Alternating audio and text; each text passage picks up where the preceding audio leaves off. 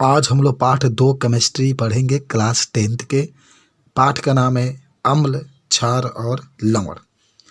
तो शुरू करते हैं। सबसे पहले अम्ल का परिभाषा बता सकते हैं कि अम्ल वे पदार्थ होता है जो रासायनिक अभिक्रिया में यच धनायन देते हैं।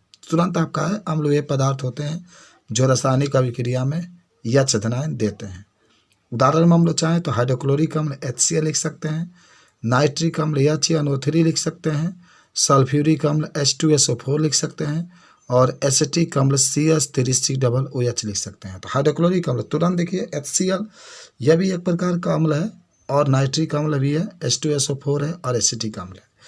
उसके बाद से आगे जब हम लोग बढ़ते हैं तो आता है कि अम्ल के प्रकार। तो आपको बता दें अम्ल 2 प्रकार के होते हैं। एक होता है प्रबल अम्ल। तो जब प्रबल अम्ल को जल में डाला जाता है या घोला जाता है तो अपने आयनों में पूर्णतः टूट जाता है और ये शरीर को बहुत हानि पहुंचाता है। यानी प्रबल अम्ल को जल में आप डालेंगे तो अपने आयनों में टूट जाता है, पूरा का पूरा टूट जाएगा और ये शरीर को बहुत हानि पहुंचाता है। कहीं अगर गिर जाए त्वचा वगैरह पर तो शरीर क्या होता है, जल जाता है। आप एग्जाम्पल में लिख सकते हैं HCl जिसको हाइड्रोक्लोरिक अम्ल कहते हैं, HNO3 नाइट्रिक अम्ल कहते हैं और CH3COOH एसिटिक अम्ल कहते हैं। उसके बाद से थोड़ा सा यहाँ पर एक छूट गया है, दुर्बल अम्ल। अगर आपसे किसी ने कहा दुर्बल अम्ल किसे कहते हैं तो हम लोग तुरंत कह सकते हैं कि वह अम्ल जो शरीर को बहुत कम हानि पहुंचाता है उसको दुर्बल अम्ल कहते हैं और एसिटिक अम्ल दुर्बल अम्ल के एग्जाम्पल में हो जाता है। उसके बाद से आपका एक होता है अम्ल के गुण। तो देखिए अम्ल के क्या क्या गुण होते हैं, तो इसमें कुछ गुण दिखाया गया है। पहला हम लोग गुण बता सकते हैं कि अम्ल का स्वाद खट्टा होता है। दूसरा, अम्ल का pH मान 7 से अधिक होता है। तीसरा, अम्ल नीले लिटमस को लाल कर देता है और चौथा, अम्ल लकड़ी और कागज को जला सकता है। तो ये अम्ल के कुछ गुण है। यानी अम्ल का स्वाद खट्टा होता है, अम्ल का pH मान 7 से कम होता है, अम्ल नीले लिटमस को लाल कर देता है और अम्ल लकड़ी और कागज को जला सकता है। अम्ल के बाद अब हम लोग जो आगे बढ़ेंगे तब आता है आपका क्षारक। तो देखिए तुरंत आप बताएंगे क्षारक में कि क्षारकीय या क्षारक वे पदार्थ होते हैं जो रासायनिक अभिक्रिया में OH पर माइनस आयन देते हैं, या क्षारक वे पदार्थ होते हैं जो रासायनिक अभिक्रिया में प्रोटॉन लेता है। 2 तरीके से बता सकते हैं। यानी जब आप क्षार को जल में डालेंगे या रासायनिक अभिक्रिया कराएंगे तो वह OH आयन देता है, या क्षार वे पदार्थ होते हैं जो रासायनिक अभिक्रिया में प्रोटॉन देते हैं या लेते हैं, प्रोटॉन लेते हैं। ये उदाहरण में देखिए आप क्षारक के उदाहरण में क्या क्या लिख सकते हैं, KOH लिख सकते हैं, पोटेशियम हाइड्रोक्साइड, NaOH लिख सकते हैं सोडियम हाइड्रोक्साइड और NH4OH लिख सकते हैं, अमोनियम हाइड्रोक्साइड। क्षारक के प्रकार देखिए, क्षारक 2 प्रकार के होते हैं। एक होता है प्रबल क्षारक और एक होता है दुर्बल। तो पहले प्रबल जानते हैं, वे क्षारक जिसको जल में डालने पर अपने आयनों में पूर्णतः टूट जाते हैं तो उसे प्रबल क्षारक कहते हैं। याद करो, जब आप जल में डालते हैं प्रबल क्षारक को तो अपने आयनों में पूर्णतः टूट जाते हैं तो उसे प्रबल क्षारक कहते हैं। चाहे तो एग्जाम्पल में आप उदाहरण में लिखना चाहते हैं तो लिख सकते हैं NaOH सोडियम हाइड्रोक्साइड और KOH पोटेशियम हाइड्रोक्साइड। एक होता है दुर्बल क्षारकीय या दुर्बल क्षारक। आप बता सकते हैं कि दुर्बल क्षारक वह होता है जिसको जल में डालने पर अपने आयनों में पूर्णतः नहीं टूटता है। सिंपल है कि दुर्बल क्षारक वह होता है जिसको जल में डालने पर अपने आयनों में पूर्णतः नहीं टूटता है। और इसके एग्जाम्पल में आप NH4OH लिख सकते हैं। देखिए यहाँ पर एग्जाम्पल इसका दिखाया गया है। आप अगर एग्जाम्पल में लिखना चाहते हैं तो NH4OH अमोनियम हाइड्रोक्साइड लिख सकते हैं। उसके बाद से क्षारक के गुण है। तो क्षारक के गुण में आप पहला लिख सकते हैं कि क्षारक का स्वाद कड़वा होता है, यहाँ पर कड़वा लिखा गया है। दूसरा है कि क्षारक का pH मान 7 से अधिक होता है। तीसरा कह सकते हैं क्षारक लाल लिटमस को नीला कर देता है। चौथा कह सकते हैं क्षारक कागज और लकड़ी को जलाता है। देखिए क्षारक कागज और लकड़ी को जलाता है लेकिन अम्ल के तुलना में कम जलाता है। उसके बाद से देखिए एक नया चीज आता है जो बार बार पूछा जाता है, सूचक। तुरंत आप बताएंगे सूचक वह पदार्थ होता है जिसका अम्ल और क्षारक का में रंग अलग अलग होता है। यानी सूचक वह होता है ना, अगर इसके ऊपर आप अम्ल डालेंगे तो उसका रंग अलग बताता है, क्षार को डालते हैं तो उसका रंग अलग बताता है। यानी सूचक का प्रयोग करके हम लोग अम्ल और क्षार की पहचान कर सकते हैं। सूचक के प्रकार देखिए, सूचक तो निम्न प्रकार का होता है। एक आप इसमें देख रहे होंगे प्राकृतिक सूचक। तो प्राकृतिक सूचक में कह सकते हैं कि प्राकृतिक सूचक वह सूचक होता है जो पेड़ पौधों से प्राप्त किया जाता है। बहुत सिंपल है, प्राकृतिक सूचक वह पदार्थ होता है जो पेड़ पौधों से प्राप्त किया जाता है। आप हल्दी उदाहरण में लिख सकते हैं। उसके बाद एक होता है कृत्रिम सूचक। कृत्रिम सूचक तो प्रयोगशाला में बनाए जाने वाले जो सूचक को हम लोग कृत्रिम सूचक कहते हैं। याद करो, प्रयोगशाला में बनाए जाने वाले सूचक को कृत्रिम सूचक कहते हैं। उदाहरण में आप मेथिल ऑरेंज लिख सकते हैं। उसके बाद से आगे हम लोग बढ़ते हैं तो एक और चीज़ आता है जिसका नाम होता है कि अम्ल और क्षारक की रासायनिक अभिक्रिया। तो देखिए, पहले अम्ल तथा क्षारक की क्रिया। देखिए, अम्ल पहला जो होता है ना, अम्ल तथा क्षार की क्रिया धातु से कैसे क्रिया करता है। तो अम्ल है, धातु है। जब अम्ल धातु से क्रिया करेगा तो लवण बनाएगा और इसमें से हाइड्रोजन गैस बाहर निकलता है। यानी HCl है और ये सोडियम से क्रिया किया, मान लो धातु है। तो लवण का मतलब होता है ना कि सोडियम क्लोराइड, यानी एक धातु होना चाहिए का धातु, NaCl बना और इसमें से हाइड्रोजन गैस। एक बात जरूर याद रखिएगा, जब भी धातु की क्रिया अम्ल से कराएंगे हाइड्रोजन गैस हमेशा निकलता है। एक और एग्जाम्पल आप देख सकते हैं कि क्षार का भी उदाहरण दिखा सकते हैं कि सोडियम हाइड्रोक्साइड क्षार है, इसी क्रिया जिंक से करते हैं तो Na2ZN2 यानी सोडियम जिंकेट बनता है और इसमें भी हाइड्रोजन गैस बाहर निकलता है। तो आप इस समय रासायनिक गुण देख रहे हैं, धातु की क्रिया आप अम्ल या क्षार से करा रहे हैं। तो अब दूसरा अम्ल क्रिया जो आएगा, दूसरा नेक्स्ट जो आप देख रहे हैं कि धातु कार्बोनेट तथा धातु हाइड्रोकार्बोनेट अम्ल के साथ कैसे अभिक्रिया करता है। यानी अब अम्ल का जो अभिक्रिया होगा वह धात्विक कार्बोनेट और धात्विक हाइड्रोजन कार्बोनेट से करा जाएगा। सोडियम कार्बोनेट है Na2CO3, इसकी क्रिया हाइड्रोक्लोरिक अम्ल HCl से कराएंगे तो सोडियम क्लोराइड बनेगा NaCl प्लस इसमें जल आपका बाहर निकलेगा प्लस कार्बन डाइऑक्साइड। याद करो, सोडियम कार्बोनेट का सूत्र होता है Na2CO3, इसकी क्रिया हाइड्रोक्लोरिक अम्ल से HCl से कराएंगे तो बनेगा NaCl, सोडियम क्लोराइड, जल और कार्बन डाइऑक्साइड। उसके बाद से सोडियम बाइकार्बोनेट है NaCO3, क्रिया आप HCl से कराते हैं तो सोडियम क्लोराइड इसमें भी बनेगा और जल बनेगा, कार्बन डाइऑक्साइड बनेगा। या बुझा हुआ चूना ये क्षार है, इसकी क्रिया कार्बन डाइऑक्साइड से कराएंगे तो कैल्शियम कार्बोनेट और जल बनेगा। यानी सिर्फ बात समझ में हो गई होगी कि अगर धात्विक कार्बोनेट का क्रिया अम्ल के साथ कराएंगे तो लवण बनेगा, जल बनेगा और कार्बन डाइऑक्साइड बनेगा। या आप धात्विक हाइड्रोजन, जैसा आप यहाँ पर देख रहे हैं, कार्बोनेट की भी क्रिया अम्ल से कराएंगे तो लवण बनेगा, जल बनेगा और कार्बन डाइऑक्साइड का निर्माण होता है। आप अगर एक और रिएक्शन देख रहे हैं, यही है, दीवार जब सूख जाता है तो कैल्शियम कार्बोनेट का पता चलता है। जब कैल्शियम कार्बोनेट की क्रिया जब जल में डालते हैं कार्बन डाइऑक्साइड में तो आपका कैल्शियम बाइकार्बोनेट का निर्माण हो जाता है। उसके बाद से एक और चीज़ आता है नया, जिसका नाम होता है कि जब अम्ल और क्षारक आपस में क्रिया करते हैं तो क्या होता है। यानी अब जो क्रिया करने वाले हैं अम्ल और क्षारक, यही अपने में क्रिया करने वाले हैं। तो चलिए क्रिया कराते हैं। यानी आपको लिखा गया है कि जब अम्ल और क्षारक आपस में क्रिया करते हैं तो लवण और जल का निर्माण होता है। बहुत अच्छा कि ये क्षार है और ये अम्ल है। क्षार इसलिए क्योंकि इसमें OH है, अम्ल इसलिए क्योंकि इसमें H है।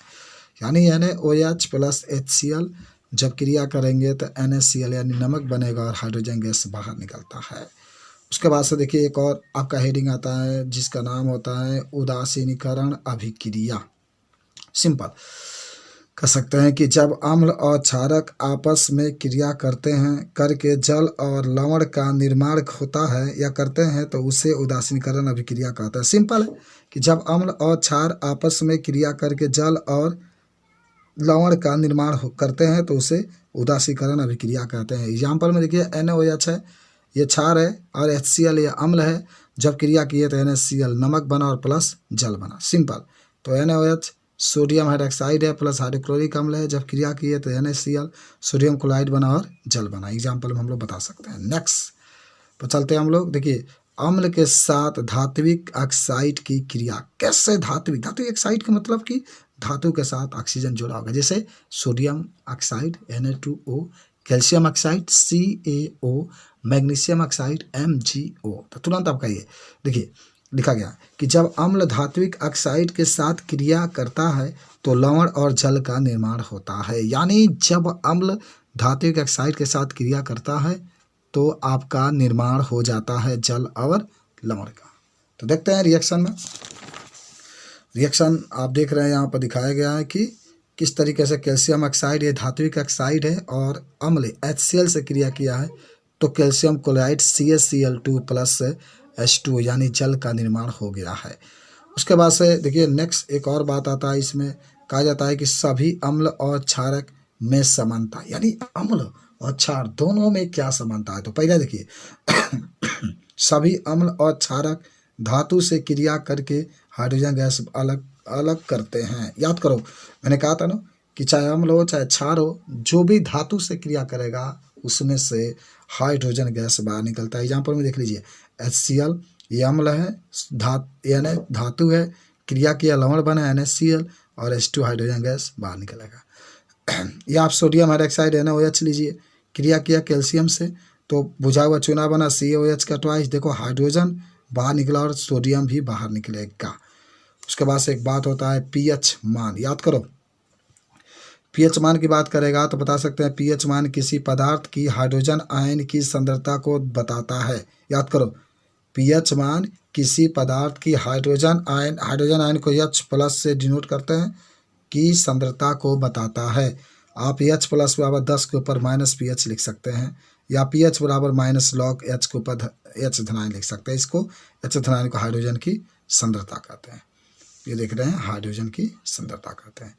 उसके बाद से आगे जब हम लोग बढ़ते हैं तो नेक्स्ट जो चीज़ आता है उसका नाम होता है pH स्केल। बहुत सुंदर है और हम लोग जानते हैं कि pH स्केल के बारे में अगर पूछता है तो क्या कर सकते हैं तो समझते हैं। कथा किसी बिलियन में उपस्थित हाइड्रोजन आयन की सांद्रता ज्ञात करने के लिए एक स्केल विकसित किया गया जिसे pH स्केल कहते हैं। pH स्केल पर किसी पदार्थ का pH मान 0 से 14 तक होता है। याद करो यानी किसी भी बिलियन में उपस्थित जो हाइड्रोजन आयन होती है उसकी सांद्रता ज्ञात करने के लिए एक pH स्केल को विकसित किया गया और जिसे pH स्केल कहते हैं। हालांकि जो pH स्केल होता है इस पर जो पदार्थ का pH मान होता है वह 0 से लेकर के 14 तक होता है। देखिए याद करो, देखो मैं थोड़ा सा दिखाता हूँ, यही आपका pH स्केल है। याद करो यही pH स्केल है। देखो यहाँ 0 से लेकर के ये जैसे जैसे आगे आप बढ़ेंगे यहाँ 14 तक मान दिया गया। याद करो ये 0 और 1 के बीच में जो होता है जट्ठा रस यहाँ पर लिखा है, लगभग इसका 1.2 होता है। नींबू का रस लगभग 2.2 होता है। और यहाँ पर देखिए 7 शुद्ध जल का pH मान 7 होता है। याद करो शुद्ध जल का pH मान 7 होता है या रक्त का pH मान लगभग 7.4 होता है। याद करो milk of magnesia 10 milk of magnesia का pH मान 10 होता है और यहाँ पर सोडियम हाइड्रोक्साइड बिलियन का लगभग pH मान 14 होता है। तो ये सब चीज़ हम लोग बता सकते हैं, यही है pH स्केल। उदासीन जो बिलियन होता है उस उदासीन बिलियन का pH मान 7 होता है। तो इस तरीके से बता सकते हैं pH स्केल। देखिए कुछ चीज़ और बातें, अगर कोई बिलियन अम्लीय बिलियन होगा तो उसका pH मान 7 से कम होगा। ये चिन्ह दिखाता है, नोक जिधर होता है वो कम। कोई भी बिलियन है अगर अम्लीय है तो उसका pH मान 7 से कम होगा। कोई बिलियन अगर उदासीन है तो उसका pH मान 7 के बराबर होगा। जैसे जल आप अभी देख रहे थे, जो बिलियन उदासीन होगा उसका pH मान 7 के बराबर होगा। और क्षारकीय बिलियन जो बिलियन जिसका pH मान 7 से अधिक होगा उसे क्षारकीय बिलियन कहते हैं। तो माने ऐसे बिलियन जिसका pH मान 7 से अधिक होगा उसको क्षारकीय बिलियन कहते हैं। एक चीज़ आता है कि दैनिक जीवन में pH का महत्व। तो भाई पौधे और छोटे छोटे शाकीय पौधों के लिए pH मान सही होना चाहिए तभी उसमें वृद्धि होता है। यानी pH मान में आप बता सकते हैं कि वृद्धि कराने के लिए उसको ये ज़रूरी होता है। कुछ और बातें होती है pH मान में, जैसे हमारे पाचन तंत्र का pH मान। अत्यंत रोचक बात है कि हमारे शरीर का जो पाचन तंत्र है उसका भी पीएच मान सही होना चाहिए, तो भोजन को पचने में कठिनाई कम होती है। और देखते हैं यहाँ पर देख रहे हैं पीएच परिवर्तन के कारण दंत क्षय। मुंह का पीएच मान देखिए 5.5 से कम होने पर दांतों का क्षय प्रारंभ हो जाता है। ठीक है ना, पीएच मान 5.5 से कम नहीं होना चाहिए, उससे अधिक होना चाहिए। अगर दांत का पीएच मान 5.5 से कम होगा तो दंत क्षय शुरू हो जाता है, यानी दांत टूट के गिरना प्रारंभ हो जाता है। पशुओं और पौधों द्वारा उत्पन्न रसायनों के आत्मरक्षा, पीएच मान के द्वारा ही पौधे भी अपना आत्मरक्षा कर पाते हैं, ये भी चीज़ आप बता सकते हैं। तो ये है पीएच मान के उपयोगिता। आगे बढ़ते हैं हम लोग। और तब एक चीज़ आता है जिसका नाम होता है लवण। याद करो, लवण बता सकते हैं कि जब अम्ल और क्षार आपस में क्रिया करते हैं तो लवण और जल का निर्माण होता है। याद करो कि जब अम्ल और क्षार आपस में क्रिया करते हैं तो क्रिया करने के बाद जल का निर्माण होता है, लवण और जल का निर्माण होता है। जैसे लवण में NaCl सोडियम क्लोराइड, ये भी एक लवण है, और KCl पोटेशियम क्लोराइड, ये भी एक लवण है। उसके बाद होता है लवण के प्रकार। तो लवण के प्रकार में हम लोग कुछ प्रकार इसको देख रहे हैं। कई प्रकार होते हैं। सामान्य लवण, तो बता सकते हैं कि वह लवण जिसमें यच और OH नहीं पाया जाता है। सिंपल, वह लवण जिसमें यच या OH नहीं पाया जाता है तो उसे सामान्य लवण कहते हैं।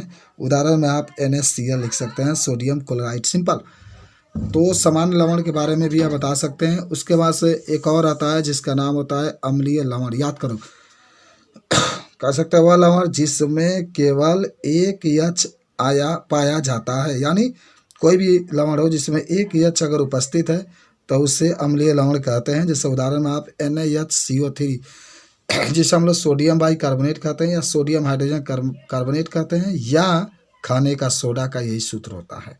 सिंपल।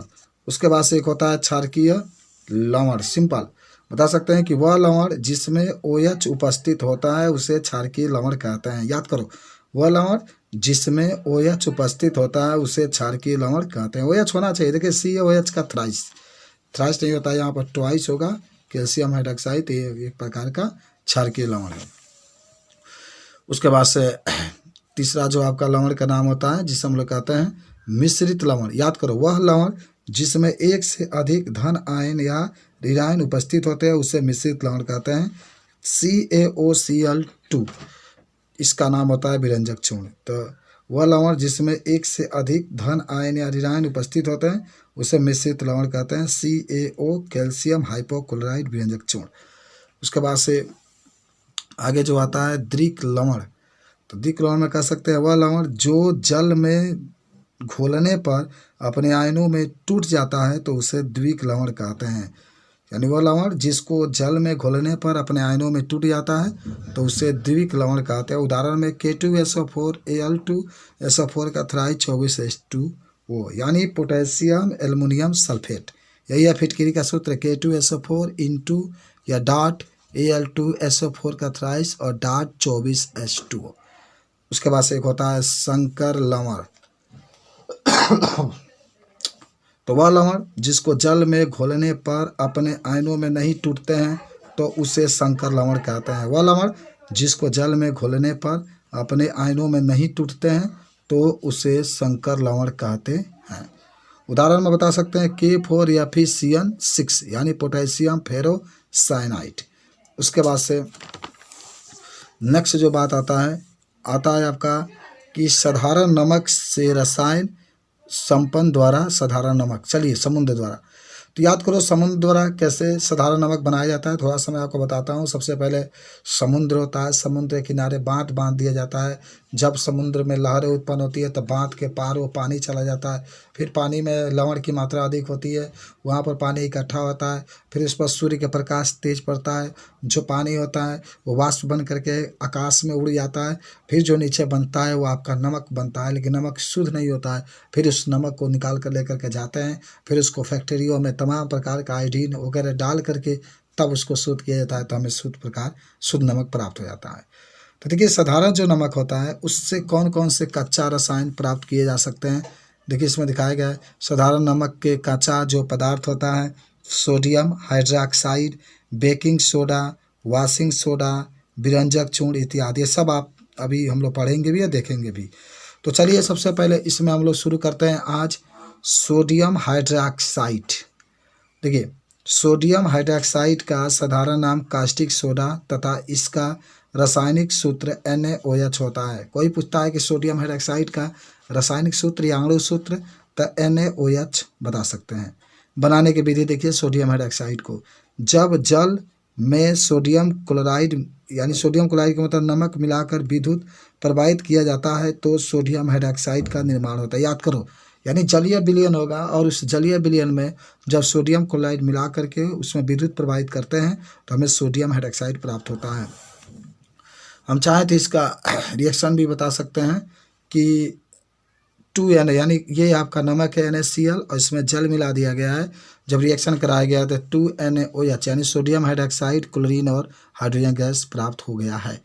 उसके बाद से एक होता है विरंजक चूर्ण। याद करो, ब्लीचिंग पाउडर, विरंजक चूर्ण को साधारण नाम में ब्लीचिंग पाउडर भी कहते हैं। विरंजक चूर्ण का साधारण नाम सोडियम रासायनिक नाम, यहाँ पर रासायनिक नाम आप कर लेंगे सोडियम हाइपोक्लोराइट तथा रासायनिक सूत्र है CaOCl2। रासायनिक सूत्र CaOCl2 होता है। बनाने की विधि के लिए बुझा हुआ चूना CaOH का ट्वाइस लेंगे और CaOH का ट्वाइस लेकर के इस पर क्लोरीन गैस प्रवाहित करेंगे तो CaOCl2 + H2O प्राप्त हो जाता है। उसके बाद से अगर आप कोई पूछता है कि जो विरंजक चूर्ण है इसका क्या क्या उपयोग होता है, तो उपयोग भी हम लोग बता सकते हैं। लेकिन सबसे पहले विरंजक चूर्ण का नाम जरूर याद रखेंगे, सोडियम हाइपोक्लोराइड या विरंजक चूर्ण के उपयोग। तो देखिए उपयोग में आप क्या क्या बता सकते हैं विरंजक चूर्ण के। पहला कह सकते हैं कि वस्त्र उद्योग में सूती और लिनेन के विरंजन के लिए कागज की फैक्ट्री में इसका प्रयोग किया जाता है। दूसरा, कई रासायनिक उद्योगों में एक उपचाय के रूप में भी इसका प्रयोग किया जाता है। पीने वाले जल के जीवाणुओं से मुक्त करने के लिए किया जाता है, यानी जो जल हम लोग पीते हैं उसमें से जीवाणु को नष्ट करने के लिए भी इसका हम लोग प्रयोग करते हैं। उसके बाद से नेक्स्ट आता है जिसका नाम होता है बेकिंग सोडा। यानी बेकिंग सोडा का उपयोग आमतौर पर रसोई घर में स्वादिष्ट खस्ता, पकौड़े आदि बनाने के लिए किया जाता है। कभी कभी इसका उपयोग खाने को शीघ्रता से पकाने के लिए भी किया जाता है। इस यौगिक का रासायनिक नाम सोडियम हाइड्रोजन कार्बोनेट, रासायनिक सूत्र में आप NaHCO3 और इसको बनाने में सोडियम क्लोराइड का उपयोग एक मूल पदार्थ के रूप में किया जाता है। देखिए, आप नमक लीजिए सोडियम क्लोराइड, जल ले लीजिए H2O, carbon dioxide CO2 plus ammonia NH3, क्रिया कराएंगे तो NH4Cl अमोनियम क्लोराइड बनेगा प्लस NaHCO3 और खाने का सोडा बन जाएगा। कुछ अभिक्रिया भी होती है इसके खाने के सोडा का। देखिए NaHCO3 सोडियम बाइकार्बोनेट है, जब गर्म करते हैं तो सोडियम कार्बोनेट Na2CO3 + H2O जल प्लस कार्बन डाइऑक्साइड में ये टूट जाता है। और भी हम लोग देख सकते हैं कि बेकिंग सोडा का उपयोग हम लोग कहाँ कहाँ करते हैं, तो ये भी बता सकते हैं कि बेकिंग पाउडर बनाने में जो बेकिंग सोडा यानी एवं टार्टेरिक अम्ल जैसा एक मंद खाद्य अम्ल का मिश्रण होता है, जब बेकिंग पाउडर को गर्म किया जाता है या जल में मिलाया जाता है तो निम्न अभिक्रिया होती है। देखिए NH3H धनायन तो CO2 प्लस जल प्लस अम्ल का सोडियम लवण का निर्माण हो जाता है। और ये बता सकते हैं कि सोडियम हाइड्रोजन भी एंटीसिड का एक संगठन है। क्षारीय होने के कारण ये पेट में अम्ल की अधिकता को उदासीन करके राहत पहुंचाता है। यानी जब पेट में गैस बनता है तो उस गैस को दूर करने के लिए भी इसका उपयोग किया जाता है।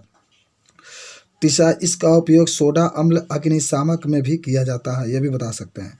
उसके बाद से एक होता है धोने का सोडा, जिसका देखिए सूत्र होता है Na2CO3 10H2O, यानी आप कह सकते हैं Na2CO3 10H2O, यानी धोने का सोडा एक अन्य रसायन जिसे सोडियम क्लोराइड से प्राप्त किया जाता है। आप ऊपर देख चुके हैं कि बेकिंग सोडा को गर्म करके सोडियम कार्बोनेट प्राप्त किया जा सकता है। तो सोडियम कार्बोनेट को पुनः देखिए क्रिस्टलीकरण से धोने का सोडा यानी ठंडा करते हैं तब प्राप्त होता है। याद करो। अब इसका कुछ गुण भी होता है ना, सोडियम कार्बोनेट है 10 H2O है, तो सोडियम देखिए सोडियम कार्बोनेट ले लो 10 जल मिला दो तो बनाने की विधि में तो कितना सिंपल है, सोडियम कार्बोनेट Na2CO3 + 10H2O बन जाता है। उसके बाद से धोने के सोडा के क्या क्या उपयोग होंगे, उपयोग भी देखते हैं। पहला कह सकते हैं कि सोडियम कार्बोनेट का उपयोग कांच, साबुन और कागज उद्योग में होता है।